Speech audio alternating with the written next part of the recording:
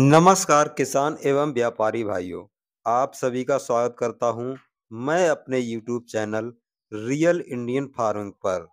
आज दिनांक 3 जुलाई 2024। आज मैं आलू के भविष्य पर किसान भाइयों आपके लिए बहुत ही महत्वपूर्ण बिंदुओं पर चर्चा करूंगा। तो आप लोग बने रहिए हमारे साथ पूरे वीडियो में। सबसे पहले बात करते हैं आलू के भंडारण पर। किसान भाइयों, पूरे देश में एक यह रूमर फैलाया गया है कि पिछली वर्ष की अपेक्षा इस वर्ष आलू का भंडारण कम रहा है, लेकिन यह सच नहीं है। वास्तव में बात यह है कि देश में बहुत सारे नए कोल्ड स्टोरेज बनकर तैयार हुए हैं। कोल्ड स्टोरों की संख्या बढ़ जाने से जो भंडारण का प्रतिशत है, वह पिछली वर्ष की अपेक्षा कम हुआ है, लेकिन कुल भंडारण में कोई कमी नहीं आई है। कुल भंडारण पिछली वर्ष की अपेक्षा कुछ न कुछ बढ़ा है। इसलिए देश में आलू की कोई कमी नहीं है। किसान भाइयों, थोड़ा समझदारी से काम लें। और अब बात कर लेते हैं बारिश के मौसम वाली हरी सब्जियों पर। लोगों का कहना है कि बारिश आते ही सभी प्रकार की हरी सब्जियां नष्ट हो जाएंगी, लेकिन यह भी पूरी तरह से सच नहीं है, क्योंकि कुदरत ने हमें हर मौसम के हिसाब से अलग-अलग प्रकार की सब्जियां दी हैं, जो कि उस मौसम के अनुकूल होती हैं। और वह बारिश हो या सर्दी हो, जिस मौसम की भी वो सब्जी होती है, वह उस मौसम में सरवाइव कर ही लेती है। तो हरी सब्जियां कुछ प्रभावित हो सकती हैं, लेकिन बहुत सारी हरी सब्जियां बारिश के मौसम में भी आती रहती हैं। इसलिए यह सोचकर जो लोग बैठे हैं कि हरी सब्जियां नष्ट हो जाने से आलू बहुत ज्यादा महंगा हो जाएगा, तो वो ऐसा नहीं है। और अब बात कर लेते हैं मॉडर्न टेक्नोलॉजी की। तो अब बहुत सारी मॉडर्न टेक्नोलॉजी आ गई है। इससे हरी सब्जियों को कोई नुकसान नहीं होता है। उदाहरण के लिए मचान विधि से हरी सब्जियां पैदा करना, नेट हाउस में हरी सब्जियां पैदा करना आदि। इस तरह से हरी सब्जियों की अब बहुत ज्यादा किल्लत नहीं आती है। और अब बात कर लेते हैं वैकल्पिक भोज्य पदार्थों की। आम तौर पर यह देखा जाता है कि जब किसी वस्तु की बहुत ज़्यादा कमी हो जाए या उसके रेट बढ़ जाएं, तो उसके विकल्प के रूप में जो अन्य चीज़ें उपलब्ध होती हैं, उनका उपभोग बढ़ जाता है।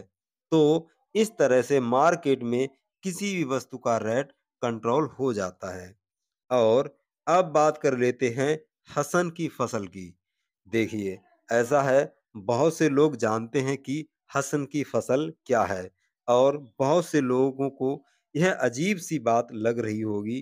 तो जिनको नहीं पता है, मैं उनको बता देना चाहता हूँ कि हसन और मैसूर कर्नाटक के दो जिले हैं, जहां आलू की फसल मई माह में लगाई जाती है, जो कि अगस्त और सितंबर माह तक हार्वेस्टिंग होकर मार्केट में आ जाती है।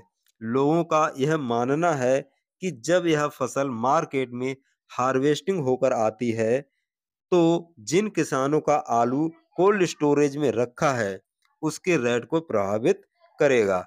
लेकिन यह पूरी तरह से सच नहीं है, क्योंकि हसन और मैसूर में आलू का रकबा इतना बड़ा नहीं होता है कि पूरे भारत के कोल्ड स्टोर में रखे आलू के रेट को बहुत ज़्यादा प्रभावित कर पाए। हाँ, यह मानते हैं कि 19-20 का अंतर हो सकता है। और लास्ट में बात कर लेते हैं रूमर और अफवाह की। हाँ, यह पूरी तरह से सच है कि रूमर और अफवाह से किसी भी वस्तु के रेट को वर्तमान में किसी भी हद तक प्रभावित किया जा सकता है।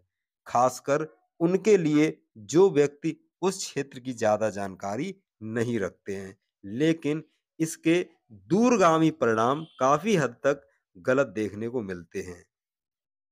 तो कुल मिलाकर मेरा यही कहना है कि आलू के भाव जो कि उम्मीद लगाए बैठे हैं 1500 से लेकर के 2000 रुपए प्रति पैकेट तक की, तो ऐसे में किसान भाइयों थोड़ा समझदारी से काम लें। और लास्ट में मैं अपने किसान भाइयों को यह सलाह देना चाहता हूँ कि किसी भी प्रकार का डिसीजन अपने विवेक से लें।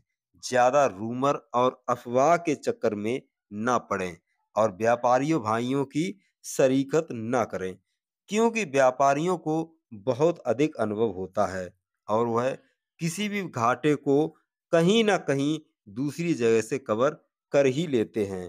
तो वर्तमान में जो आलू के रेट चल रहे हैं, वह किसी भी प्रकार से गलत नहीं है। इन रेट्स में किसान भाइयों को पूरा नहीं तो आधा आलू ज़रूर धीरे-धीरे करके बेच लेना चाहिए और शेष आलू को अगर रेट बढ़े तो बहुत अच्छी बात है, तो उसमें बेचें और अगर रेट घट भी जाए तो फिर ज़्यादा नुकसान नहीं होगा।